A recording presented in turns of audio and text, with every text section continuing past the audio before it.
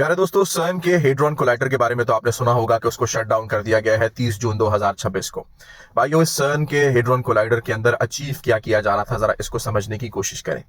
ये लोग ये बता रहे थे हम लोगों को, और अभी भी बता रहे हैं कि ये लोग बिग बैंग को अचीव करना चाह रहे हैं और देखना चाह रहे हैं कि जिस तरह से यूनिवर्स क्रिएट हुई बिग बैंग से, क्या उसका एक मिनी वर्जन अचीव किया जा सकता है कि नहीं।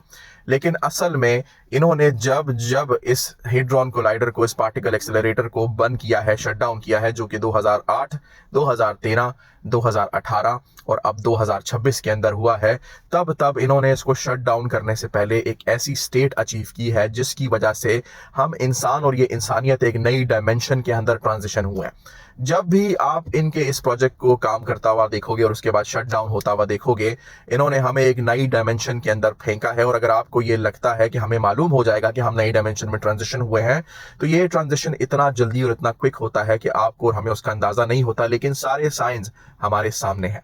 साइंस क्या है? वक्त बहुत तेजी से गुजर रहा है, वक्त की रफ्तार बहुत ज्यादा तेज हो गई है। अब 1 घंटा आपको 1 घंटे की तरह फील नहीं होता, 1 घंटा आपको 40 मिनट फील होते हैं, और 24 घंटे का दिन आपको 18 से 20 घंटे का फील होगा। इतनी तेजी से वक्त की रफ्तार बढ़ रही है। जब जब इनका प्रोजेक्ट, इनका एक्सपेरिमेंट सक्सेसफुल होता है, उसके बाद इस प्रोजेक्ट को ये शट डाउन करते हैं और कुछ सालों के लिए उसको मेंटेनेंस के ऊपर लेकर जाते हैं। और जब दोबारा से उसको ऑन किया जाता है, तो हम लोग एक नई डायमेंशन के अंदर एंटर करने की तैयारी करते हैं। अब यहाँ पर ये चीज क्यों की जा रही है? ये असल में पोर्टल्स खोलने की कोशिश कर रहे हैं, और वो वाली पोर्टल्स जो कि हजरत नूह अलैहिस्सलाम के वक्त में भी खुली थी, क्योंकि उस वक्त भी उस जमाने के लोग इतने हाईली एडवांस और टेक्नोलॉजिकल हो चुके थे कि उन्होंने अल्लाह की जितनी भी ताकत है, नऊजुबिल्लाह, उसको चैलेंज करना शुरू कर दिया था। अल्लाह की क्रिएशन के अंदर तब्दीली करना शुरू कर दी थी। और यही हुआ फिर कि उस जमाने के अंदर, नूह अलैहिस्सलाम के जमाने के अंदर, ऐसी पोर्टल्स खुली जिसके जरिए दूसरी डायमेंशंस के क्रीचर्स हमारी दुनिया के अंदर एंटर हुए। और उसी को आप देखते हो, ये जो द ग्रेट पिरामिड है और ये जो मूवीज आप देखते हो जिसके अंदर धड़ जो है इंसान का होता है, लेकिन शक्ल जो है वो किसी जानवर की, किसी परिंदे की या किसी भेड़िए की होती है। ये वो क्रीचर्स थे जिन्होंने दुनिया के अंदर किसी और डायमेंशन से हमारी दुनिया में एंटर किया और फिर इंसानों के साथ जिस्मानी ताल्लुकात कायम किए और फिर अपने हाइब्रिड्स पैदा किए। आप देखो, पूरी हिस्ट्री के अंदर एक बाकी तमाम कौमों के ऊपर अल्लाह ताला के अजाब आए हैं, लेकिन उस वक्त में और भी कौमें इस दुनिया में बसा करती थीं। एक ही दफ़ा ऐसा इवेंट अल्लाह ताला की तरफ से हुआ है जब सारी की सारी दुनिया को साफ किया गया, क्लीन किया गया पानी से। और ये हुआ है हज़रत नूह अलैहिस्सलाम के दौर के अंदर। और ये हुआ है किसी ऐसे पानी से जो कि दूसरे डायमेंशन से, दूसरी दुनिया से लाया गया, क्योंकि इंसान के पास इस दुनिया में समंदर का इतना पानी है ही नहीं कि वो पूरी दुनिया को 40, 50, 60 हज़ार फुट तक भर सके और इतने वक्त तक वहां पर रह सके, जितने वक्त तक हज़रत नूह अलैहिस्सलाम की कश्ती के बारे में हमें बताया जाता है। और ये क्रिश्चियंस भी बताते हैं, अंग्रेज भी बताते हैं, यहूदी भी बताते हैं। इस पर बहुत से मज़ाहिब एक पेज के ऊपर हैं। और इसी वक्त, नूह अलैहिस्सलाम के वक्त, उन पोर्टल्स के जरिए दज्जाल की एंट्री हुई है इस दुनिया के अंदर, जिसके बारे में हम आपको टाइम टू टाइम आगाह करते रहते हैं। बहुत से साइंटिफिक और बहुत से लिबरल लोगों को ये बातें समझ में नहीं आएंगी, क्योंकि वो साइंस के ऊपर भरोसा करते हैं, वो अल्लाह की और अल्लाह की कुदरत पे भरोसा नहीं करते।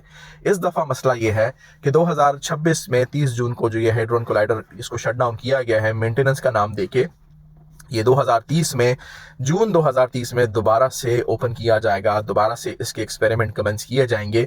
और जैसा कि आपको बताया कि जब जब इन्होंने ये प्रोजेक्ट सक्सेसफुल पाया है, जब भी इनका ये पार्टिकल कोलाइड हुए हैं, तब तक हम लोग दूसरी डायमेंशन में एंटर किए हैं और तब तक हमारे वक्त की रफ्तार बढ़ी है। हर दफ़ा हमारे वक्त की रफ्तार बढ़ी है, लेकिन ये भी पॉसिबल है कि इस दफ़ा अगर ये 2030 के अंदर अपनी कोई ऐसा एक्सपेरिमेंट अचीव करते हैं, 2030 या उसके बाद भी कुछ सालों के, तो हो सकता है कि वक्त की रफ्तार एकदम से कम हो जाए, या फिर कुछ पलों के लिए, कुछ महीनों या सालों के लिए वक्त की रफ्तार कम हो जाए।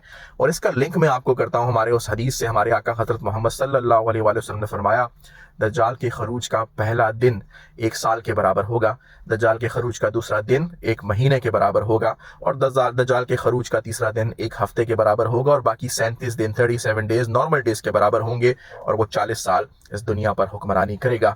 और इससे आपको ये बात समझ आती है कि हमारे आका हज़रत मोहम्मद सल्लल्लाहु अलैहि वसल्लम ने ये जवाब भी दिया था अपने अंबिया, अपने सहाबा कराम को, कि उन्होंने पूछा था, या रसूलुल्लाह सल्लल्लाहु अलैहि वसल्लम, हम नमाजों का क्या करेंगे? तो हमारे आका हज़रत मोहम्मद सल्लल्लाहु अलैहि वसल्लम ने फरमाया था कि तुम वक्त का तयन करके अपनी नमाजें मुकम्मल करना। मतलब ये कि असल में वो पहला दिन 1 साल के बराबर होगा। और ये पॉसिबल है इस एक्सपेरिमेंट से जो आपके और हमारे सामने किया जा रहा है हेड्रॉन कोलाइडर के जरिए। पार्टिकल्स एक्सेलरेटर के जरिए हो सकता है कि इस दफ़ा ये अगर कोई पोर्टल ओपन करने की कोशिश करें, कोई ब्लैक होल क्रिएट करने की कोशिश करें, तो पॉसिबल है वल्लाहु आलम कि ये ऐसी एक डायमेंशन में हमें एंटर करें जिसकी वजह से दुनिया की टाइम की रफ्तार कदरे बेहतर कदरे कम हो जाए और फिर कुछ पल के लिए कुछ वक्तों के लिए ऐसा ही रहे और उसके बाद दोबारा से नॉर्मल में जाए। कुछ भी हो, ये वो एक्सपेरिमेंट वैसा बिल्कुल भी नहीं है जैसा वो आपको पेपर के ऊपर बताते हैं। अब आप वक्त के साथ देखिएगा, बहुत से लोग ये रिपोर्ट कर रहे हैं, खासकर अंग्रेज ये रिपोर्ट कर रहे हैं कि जब से ये हेड्रॉन कोलाइडर बंद हुआ है, जब से सन का प्रोजेक्ट जो है वो मेंटेनेंस के लिए शट डाउन हुआ है, तब से उन लोगों को बहुत अच्छी नींद आ रही है, तब से उन लोगों को अच्छे ख्वाब आ रहे हैं, तब से लोगों को लग रहा है कि वक्त थोड़ा दोबारा से स्लो हो चुका है। अगले आने वाले 4 साल बताएंगे और उसके बाद 2 साल और बताएंगे कि हेड्रॉन कोलाइडर की जो अगला एक्सपेरिमेंट का फेज है, ये हमारे लिए कौन कौन से सरप्राइजेस लेकर आता है।